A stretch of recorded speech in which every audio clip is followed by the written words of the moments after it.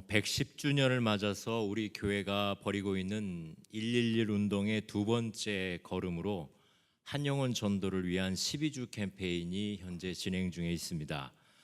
목장별로 조를 편성하고 전도하시는 분께는 선물을 드리기도 하고, 또 전도 강사를 초청해서 간증도 듣고 강의도 듣고 여러 노력을 하고 있는데, 어찌 여러분 전도에 좀 도움이 되십니까?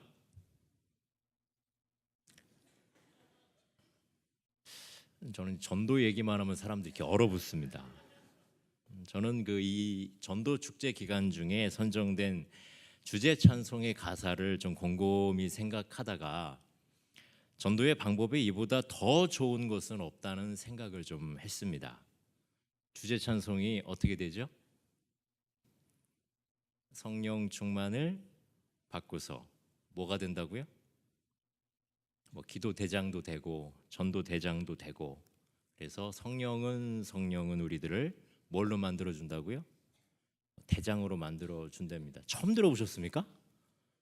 우리 지금 계속 부르고 있고요. 성령 충만을 받아야 전도 됩니다. 믿으십니까? 전도 정말 어려워요. 제가 이해합니다. 전도 정말 어려운데 성령 충만 받으면 전도 되나요? 되나요?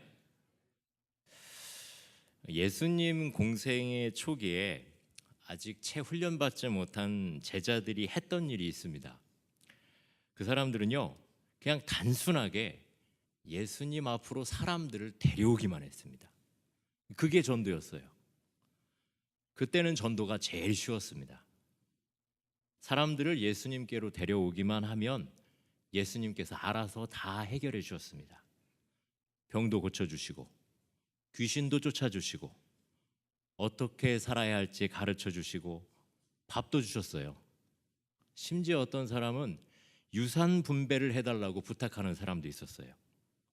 그만큼 그 시대에 예수님을 사람들이 신뢰했고 또 예수님의 지혜가 뛰어난 걸 인정했습니다. 그냥 사람들 예수님 앞으로만 데려오기만 해도 문제가 해결됐어요. 평화롭게 되는 거예요. 구약의 예언자들이 메시아가 오시면 이루어진다고 하는 그 예언들이 바로 자기들 눈앞에서 예수님과 함께 이루어지고 있는 거예요. 그러니 이 제자들이 얼마나 신이 났겠습니까? 그래서 모두들 예수님께로 오세요. 예수님 믿기만 하세요. 동네방네 다니면서 열심히 예수님을 전하고 다녔습니다. 그냥 예수님께로 오세요. 이것이 그들의 복음 전파였습니다. 전도 어렵지 않았습니다. 도리어 신이 나섰습니다. 근데 문제는 예수님이 계실 때는 모든 것이 순조롭게 다 잘 됐는데 예수님이 안 계시면 아무것도 할 수 없었어요. 도리어 문제가 더 커져 버렸어요. 예수님 없이 호수 건너다가 다 죽을 뻔했어요. 예수님 안 계실 때 제자들끼리 네가 크냐 내가 크냐 서로 싸우기도 하고, 예수님이 계실 때면 쉽게 내쫓았던 귀신도 예수님 안 계시니까 안 나가고 막 대드는 거예요, 귀신들이. 그때의 제자들은 깨달은 게 있어요. 예수님 없이는 우리는 아무것도 못하겠구나. 물론 제자들 개개인이 각자 맡겨진 일이 있고 잘하는 것들이 있었습니다. 안드레는 사람들을 참 잘 데려왔었어요. 빌립하고 마태는 열심히 수학적 계산을 잘했어요. 베드로는 리더십이 있어서 사람들을 예수님께로 이끌기도 하고, 그리고 사람들이 어떻게 해야 될지 예수님 대신에 그 무리를 이끌기도 했어요. 그런데 이러한 능력도요, 예수님 안 계시면 다 소용없이 오합지졸로 변해버렸던 것이 제자들이었습니다. 그래서인지 이 제자들이 예수님과 함께 있으면 당대 세계 최강인 로마 군대와도 싸워서 이길 듯이 기세가 등등했었습니다. 근데 예수님이 로마 군대도 아니고 그 밑에 식민지 군대인 유대 병정들에게 잡히셨을 때, 그리고 십자가에 달리셨을 때 그렇게 큰 소리 땅땅 쳤던 제자들인 전부 예수님 버리고 도망갔습니다. 그리고 뿔뿔이 흩어졌어요. 오늘 우리가 읽은 본문은 십자가에서 죽으셨던 예수님이 부활하시고 40일 동안 제자들과 함께 계시다가 하늘로 승천하실 때 이 땅에서 하셨던 마지막 말씀입니다. 제자들에게 예수님이 이렇게 말씀하시는 거예요. 제가 조금 성경에 있는 말을 저희 말로 좀 바꿔서 쉽게 말씀을 드리겠습니다. 얘들아, 이제 나는 하늘로 간다. 이제 너희들이 나를 대신해서 하나님 나라를 선포하고 복음을 전하거라. 한 사람이 최소한 한 명은 전도하고 정착시켜야 된다. 111 운동 알지? 한 달란트 맡아서 땅에 묻으면 안 돼. 이 얘기 들은 제자들 마음이 어땠을까요? 여러분의 마음하고 지금 똑같습니다. 근데 이 중에 성경에 나오진 않지만 제 상상이에요.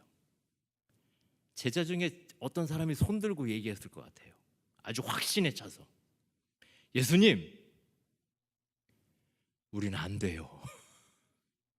가지 마세요. 우린 힘도 없고 용기도 없고 사람들이 우리 말 안 믿을 거예요. 우리 어떻게 해야 될지, 어디로 가야 할지 몰라요.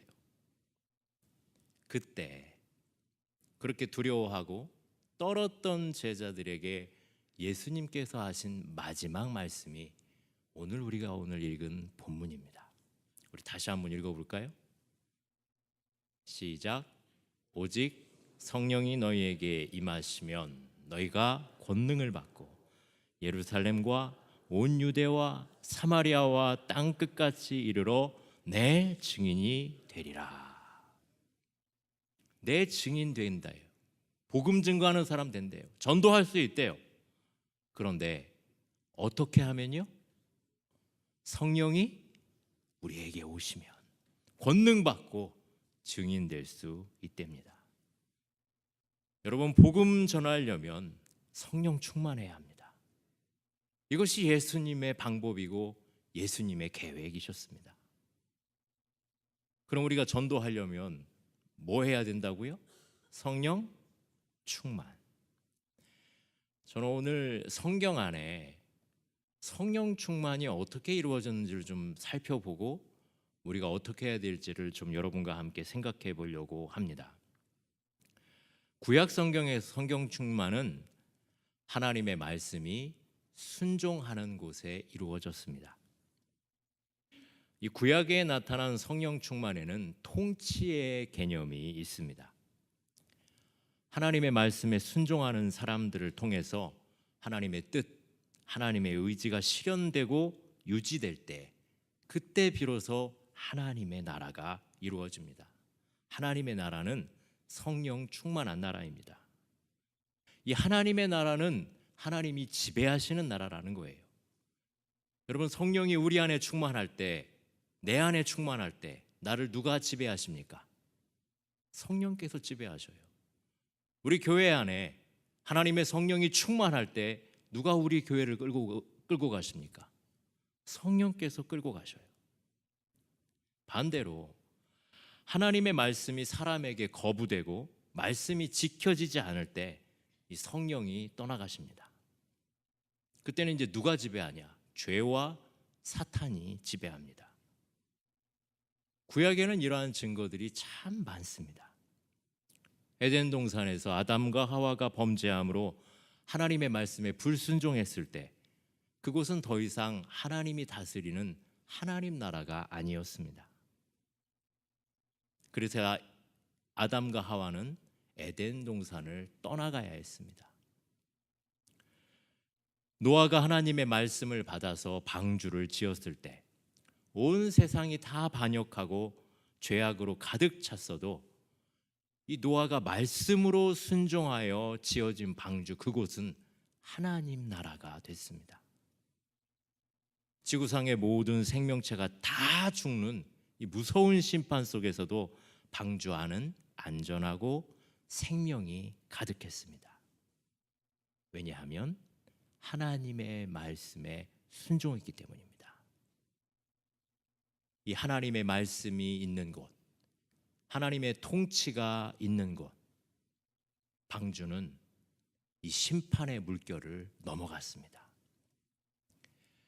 우리가 믿음의 조상이라고 부르는 아브라함을 하나님께서 갈대아 우르에서 부르셨을 때 아브라함은 하나님의 말씀에 순종하여 본토, 친척, 아비 집을 떠났습니다.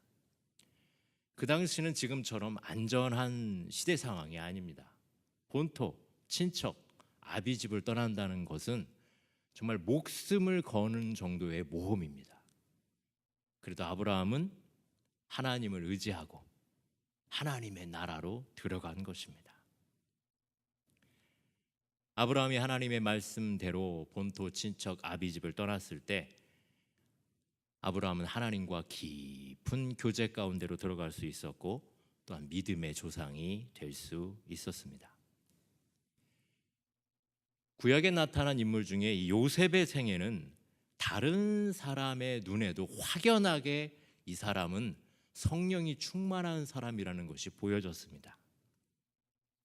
요셉의 시작은요, 누가 보더라도 분명히 망한 인생입니다. 억울한 인생이고 불행한 방향으로 그의 인생이 흘러갔었습니다. 그런데도 그렇게 망하고 억울하고 불행한 상태에서도 요셉은 하나님의 말씀에 순종했습니다. 하나님의 말씀에 순종한 요셉을 보고 주변 사람들이 뭐라고 얘기했냐면 여호와께서 요셉과 함께 하셨다고 했습니다. 요셉이 무엇을 하든지 형통했습니다. 결정적으로 요셉이 총리가 됐을 때 요셉에게 임하신 이 성령 충만이 가장 빛이 납니다. 바로의 꿈을 해석하고 대비책을 내놓자 바로는 요셉이 성령 충만한 사람인 것을 바로 알아봅니다. 그래서 신하들에게 이렇게 얘기합니다. 이와 같이 하나님의 영에 감동된 사람을 우리가 어찌 찾을 수 있으리요. 믿지 않는 사람이 성령 충만한 요셉을 먼저 알아봤습니다. 그래서 그 국제적인 기근의 어려움을 하나님의 사람, 성령 충만한 요셉을 통하여 뛰어넘고 극복할 수 있었습니다. 다윗이 사무엘에 의해 기름 부음을 받았을 때 이후부터 다윗은 여호와의 영에 크게 감동되었더라 하고 소개를 합니다. 여호와의 영은 성령님이십니다. 이 성령 충만한 다윗이 가는 곳마다 또 하는 일마다 형통했습니다. 아버지도 이 다윗을 별 볼 일 없이 생각했는데 이러한 양치기 소년이 나중에는 이스라엘의 왕이 될 만한 사람으로 변했습니다. 그 당시의 왕인 사울이 정치적인 적수로 여길 정도로 탁월하게 군대를 지휘하고 적군을 물리치고 그 지옥과 같은 정치적인 고난 속에서도 원수 같은 자들 다 용서하고 통일 왕국을 이룰 수 있었던 것은 다윗이 야망이 크고 성품이 훌륭하고 좋은 참모들이 주변에 있어서가 아니요, 하나님의 말씀에 순종하고 성령 충만했기 때문에 가능한 것입니다. 저는 성경에 나오는 구약의 여러 인물 중에 그래도 국제적으로 세계적으로 가장 크게 쓰임받은 사람은 이 다니엘이라고 생각을 합니다. 여러분, 다니엘은 어떤 사람입니까? 망국에 나라가 망했어요. 나라가 망한 나라에 이제 15소년입니다. 그런데 15소년이, 나라 잃은 이 소년이 바벨론에 내놓으라 하는 인재들보다 10배는 더 뛰어난 능력을 갖고 있습니다. 나이가 들어서는 어땠을까요? 그때는 바벨론에서 페르시아로 나라가 바뀌었습니다. 근데 페르시아 제국에 젊고 뛰어나고 유능한 인재들이 많았는데도 이 나이 많은 다니엘, 그때는 한 80세쯤 됐는데요, 이 다니엘의 지혜를 감당하지 못했습니다. 나이를 불문하고 어리든 연로하든 성령이 충만하면 세상이 감당할 수 없는 탁월한 능력을 가지게 됩니다. 이렇듯 구약에서는 하나님의 말씀에 순종한 성령 충만한 사람들의 이야기가 가득합니다. 여러분, 하나님의 말씀에 순종하면 성령 충만합니다. 말씀에 순종하시기를 바랍니다. 신약은 어떨까요? 신약 성경의 성령 충만은 복음 전도하는 곳에서 이루어졌습니다. 신약 성경은 이제 예수의 복음, 예수님의 복음이 막 온 천하 사방으로 뻗어가는 그러한 역사입니다. 주로 전도하는 일이죠. 그래서 전도하는 곳에 이 하나님의 영, 성령이 충만했습니다. 오순절 마가 다락방, 그 이전에도 복음서에 보면 예수님과 제자들이 전도할 때 성령이 충만해서 전도했다고 합니다. 오순절 마가 다락방 이후에는 우리가 잘 알듯이 온 성도들이, 모든 성도들이 성령 충만해서 폭발적으로 전도했습니다. 여러분, 그 결과 어떤 일이 벌어졌습니까? 성령 충만할 때, 성령 충만하니까 하나님의 말씀을 담대하게 증거합니다. 사도행전 4장 29절 30절에는 초대교회 성도들이 교회와 사도들을 위해서 기도하는 내용이 나옵니다. 자막을 한번 보실까요? 이렇게 기도해요. 주여, 이제도 그들의 위협함을 구워 부어보시고 또 종들로 하여금 담대히 하나님의 말씀을 전하게 하시오며 손을 내밀어 병을 낫게 하옵시고 표적과 기사가 거룩한 종 예수의 이름으로 이루어지게 하옵소서. 이 기도가 응답됐습니다. 그 뒷구절을 보면 21절에 모인 곳이 진동하더니 무리가 다 성령에 충만하여 담대히 하나님의 말씀을 전하니라, 이렇게 기록합니다.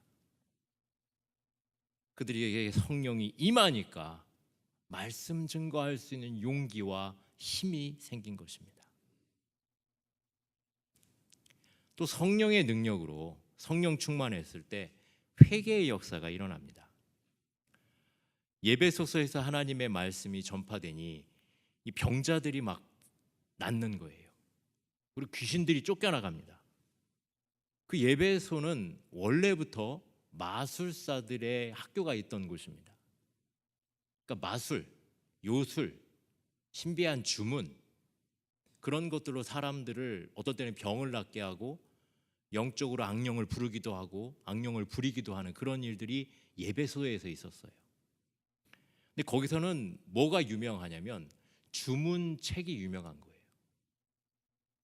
악령을 부리는 주문서가 있어요. 근데 굉장히 비쌌는가 봐요. 근데 마술 행하는 사람들이 바울이 그곳에 사역하니까 이제부터 우리는 이 마술 행하지 않겠습니다. 그리고 다들 자기들이 가지고 있는 주문책들을 가지고 왔어요. 근데 그 책값을 계산하니까 성경에 은 5만이라고 기록되어 있는데요. 여러분, 우리 예수님이 그 가룟 유다에게 은 얼마에 팔렸죠? 은 30에 팔렸어요. 굉장히 그 고가예요. 사람 몸값으로 최고의 값이 은 30이에요. 근데 은 5만이면 아주 비싼 고급 노예 1700명분에 해당하는 값이에요. 그 얼마나 많은 주술서들이 거기서 태워졌을까요? 그리고 그 사람들이 다, 그 주술사들이 예수 믿겠다고 자기들이 선언을 하는 거예요. 교회가 부흥하는 것입니다. 그 결과 예배소 교회는 흥왕하여 세력을 얻으며 부흥하였더라. 사도행전은 이렇게 기록합니다. 성경의 곳곳에, 사도행전에 하나님의 능력이 나타납니다. 하나님이 바울의 손을 들어서 성령 충만한 바울을 통해서 놀라운 능력들을 행하게 하셨습니다. 심지어 바울이 가서 기도하고 설교하고 귀신을 내어 쫓고 병을 고치는 거 거기서는 했는데, 어떤 경우에는 바울의 손수건, 바울의 앞치마를 갖다가 병 들린 사람들, 귀신 들린 사람들에게 그 위에 올려놓기만 해도 병이 났고 귀신들이 쫓겨나갔어요. 그 광경을 지켜보던 마술사들이 바울의 흉내를 내서 귀신들을 쫓으려고 시도한 것이 성경에 나옵니다. 그래서 이 마술하는 사람들이 귀신 들린 사람을 보면서 내가 바울이 전파하는 예수의 이름으로 명하노니 나가라. 그러니까 그 귀신이요, 내가 예수도 알고 바울도 아는데 넌 누구냐, 그리고 넘어뜨리고 그를 막 짓눌렀다는 거예요. 여러분, 그 사건을 보고 사람들이 우리 예수님을 믿었을 것 같습니까? 안 믿었을 것 같습니까? 바울이 열심히 뛰어다니면서 사역할 때도 그걸 보고 예수님 믿었지만, 그렇게 자빠지는 마술사들을 보면서 정말 예수님이 계신가 보구나, 어떻게든지 복음이 증거됐어요. 성령이 충만하니까. 여러분, 성령 충만해야 복음 전할 수 있습니다. 내 생각, 내 뜻으로 안 돼요.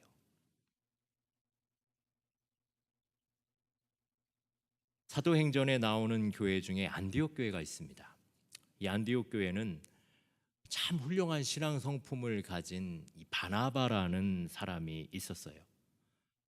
바나바에 대해서 사도행전은 바나바는 착한 사람이요 성령과 믿음이 충만한 사람이라, 이에 큰 무리가 주께 더하여지더라 말씀합니다.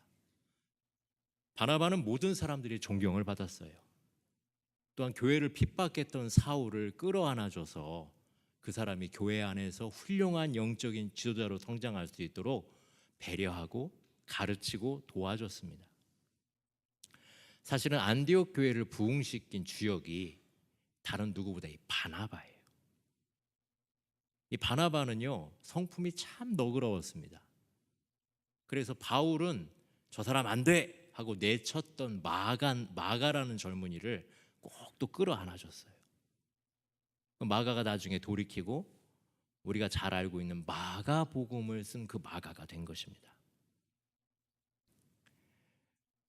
성령 충만하면 바울처럼 능력 있게 쓰임 받기도 하고, 때로는 바나바처럼 온유하게 하나님의 교회를 섬길 수 있습니다. 그래서 신약의 곳곳에는 성령 충만한 각양각색의 사람들이 교회를 부흥시키고 복음을 전하고 악한 영들을 내어 쫓고 사람들을 구원시킨 놀라운 이야기가 있습니다. 그러면 신약과 구약과 신약의 역사했던 그 성령 충만한 일들이 오늘 우리에게 있을 수 있을까요? 없을까요? 여러분, 믿음으로 대답해 보십시오.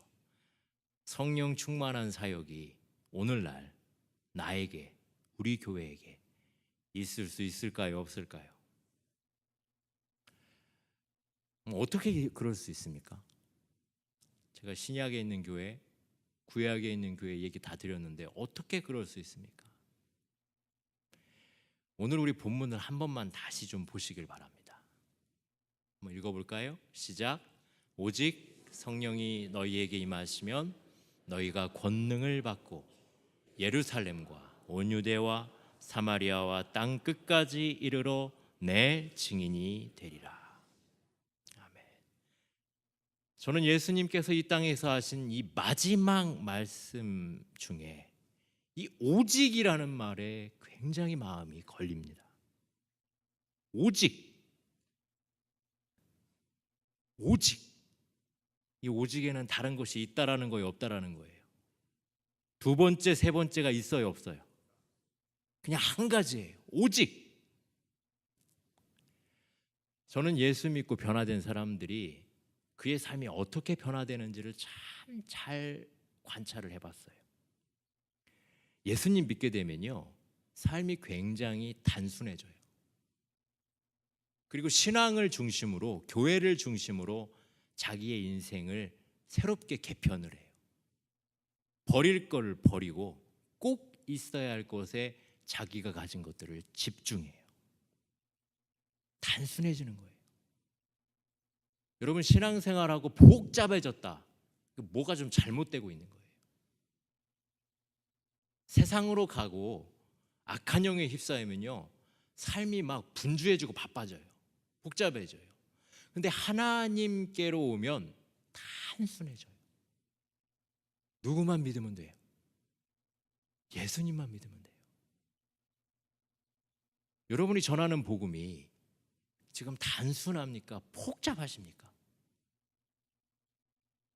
여러분들이 붙들고 있는 복음이 단순한 복음입니까? 복잡한 복음입니까?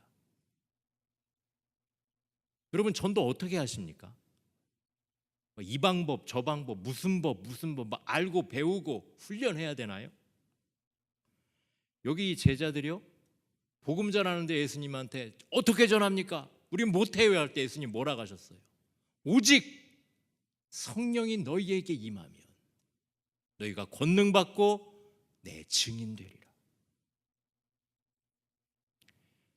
아까 서두에 말씀드렸듯이 복음서의 초기에 그냥 예수님께로 사람들을 데려오기만 했어요, 제자들의 사역은.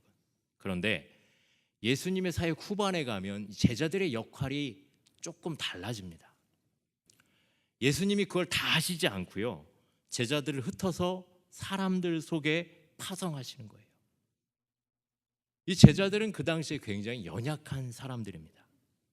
세상에서 어부였고 세리였어요. 갈릴리 지역의 평범한 어부들이었어요. 백성들이었어요.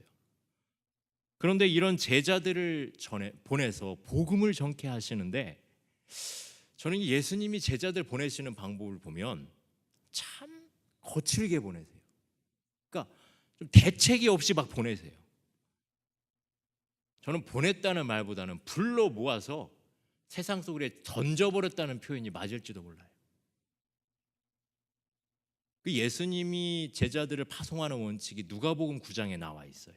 누가복음 9장 1절에서 3절까지 나와 있는데, 예수께서 12제자를 불러 모으사 모든 귀신을 제어하며 병을 고치는 능력과 권세를 주시고 하나님의 나라를 전파하며 앓는 자를 고치게 하려고 내어 보내시며, 하나님 나라를 전파하며 앓는 자를 고치게 하려고 내어 보내시며 이르시되 여행을 위하여 아무것도 가지지 말라. 지팡이나 주머니나 양식이나 돈이나 두벌옷을 가지지 말며. 여러분, 전도자로 파송할 때 그 당시엔 걸어 다녔어요. 여행자예요. 근데 여행을 하는 기본적인 장비, 기본적인 경비도 안 주시는 거예요.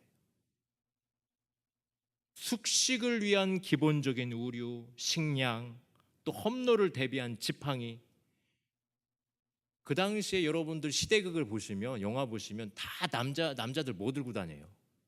지팡이 들고 다녀요. 그게 필수 장비예요. 근데 그거 가져가지 말래요. 아니, 그 당시 사람들이 여행하면서 가져야 되는 보편적인 그런 것들을 왜 가지지 말라고 하셨을까요? 오직 하나님만 의지하라고. 지팡이 의지하지 말고 하나님 의지하라는 거예요. 그가 의지할 것은 지팡이가 아니에요. 하나님 의지하는 거예요. 뭐 입이 이만큼 나왔을 것 같아요. 순종해서 갔어요. 제자들의 결과가 어땠을 것 같습니까? 가다가 길에서 다 자빠졌을까요? 굶고 강도 만나고 그랬을까요? 얼마나 성령 충만하게 사역을 했던지 통치자인 헤롯이 당황할 정도였어요. 곳곳에서 제자들의 소문이 들리는데 세례 요한이 살아났다는 얘기가 들리는 거예요. 엘리야가 살아났다고 그래요. 죽었던 선지자들이 지금 막 돌아다닌다는 거예요. 하나님 말씀을 전파하고 병자를 고치는 이 예수님의 사역, 제자들이 그대로 가서 성령 충만한 사역을 했어요. 지팡이도 없이, 주머니도 없고, 양식도 없고, 돈도 없고, 두벌업도 없는데 왜 전도가 안 되십니까? 지팡이도 없고, 주머니도 없고, 양식도 없고, 돈도 없고, 우린 두벌업도 없어요. 우리가 자꾸 성령의 능력 외에 다른 걸로 전도하고 교회를 움직이려고 하니까 더 어려워지고 복잡해지고 자신이 없는 것입니다. 여러분, 교회 밖의 사람들이 교회 안에 있는 우리를 보고서 무엇을 기대할까요? 저 사람들은 우리보다 더 좋은 거 먹나? 색다른 거 마시나? 그런 거 기대할까요? 교회 밖의 사람들이 교회 안에 있는 우리를 보면서는 이걸 기대합니다. 세상에 없는 하나님의 의, 세상에 없는 하나님의 평강, 세상에 없는 하나님의 희락을 기대해요. 저 어릴 때는 전라도 시골에서 자랐습니다. 그때 우리 교회에서는 부흥회를 봄, 가을로 했어요. 하루에 3번 집회를 하는데 월요일부터 금요일까지 닷새 동안 15번 집회를 했습니다. 부흥회 하는 닷새 동안 우리 교회가 읍내에 있었는데 읍내에 사람이 안 다녔어요. 그리고 시골에 가면요, 교회 다니는 개들이 있어요. 주인을 따라다녀. 이렇게 개들이 다 어디 가 있냐면 교회 마당에 가 있어요. 주인 따라서. 개들도 교회 갔어요. 개들도. 구멍가게, 문방구, 철물점, 그냥 읍내가 정지됐어요. 부흥회 하는 것 때문에 다 우리 교회 모여 있어요. 그때 부흥 강사로 오신 목사님이 뭐 하셨을까요? 어려운 말 하나도 안 하셨어요. 그때 제가 초등학생인데 제가 다 알아들었으니까요. 제가 영민해서가 아니에요. 굉장히 쉽게 말씀하셨어요. 저는 부흥회를 이렇게 기억을 해요. 찬양이 굉장히 뜨거웠어요. 우리 교회에 피아노가 있었는데 피아노가 감당이 안 돼요. 그래서 악기를 새로 샀어요.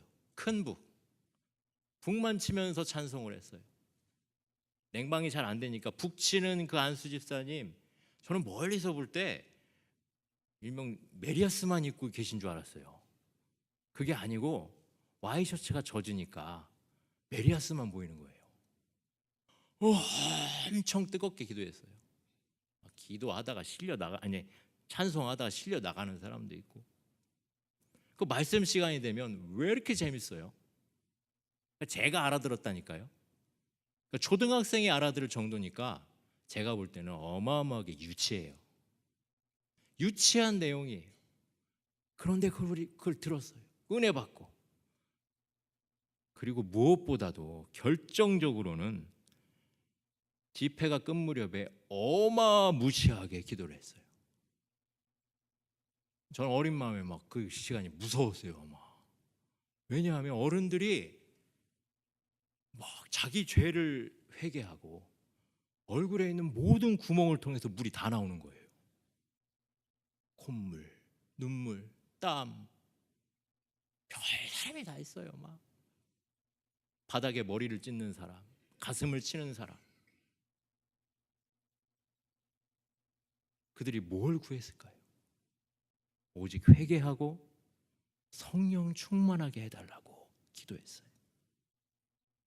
성령 충만만이 그 당시에 유일한 부흥이었고 유일한 방법이었어요. 그리고 집에 가잖아요. 옆 사람을 데려와요. 자기 집안 식구를 데려와요. 데려오라고 하지도 않았어요. 근데 자기가 무언가를 맛보니까 가서 다른 사람들을 데려오는 거예요. 예수님의 제자들이 예수님 앞으로 사람들을 데려오듯 주변 사람들을 그냥 데려왔어요. 그게 전도였어요.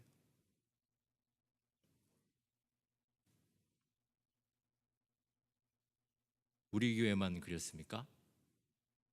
그 당시에 다른 많은 교회들이 그랬습니다. 중앙교회는 어땠나요? 모르긴 몰라도 우리 시골 교회보다 10배는 더 뜨거웠을 것입니다. 우리가 그렇게 전도했고, 그렇게 회개했고, 그렇게 부흥했습니다. 어떤 목사님이 하나님께 이렇게 기도했습니다. 교회를 부흥시켜 주십시오. 간절히 기도하는데 주님의 말씀이 들리는 거예요. 교회 부흥을 네가 더 원하겠니? 내가 더 원하겠니? 회개했습니다. 그리고 확신했습니다. 부흥은 기도하고 구할 게 아니고 믿는 것이구나. 내가 회개하고 내가 변하면 부흥은 이루어지는 것이구나. 사랑하는 여러분, 전도가 어렵습니까? 내 힘으로는 절대 할 수 없습니다. 이 생각, 저 생각, 이 방법, 저 방법 안 됩니다. 오직 성령이 우리에게 임하시면, 내가 하지 말라고 해도, 하기 싫어도 내 안에 계신 하나님의 영이 잃어버린 영혼을 끌어다닙니다. 하나님의 나라는 말에 있지 않고 오직 능력에 있습니다. 기도하겠습니다.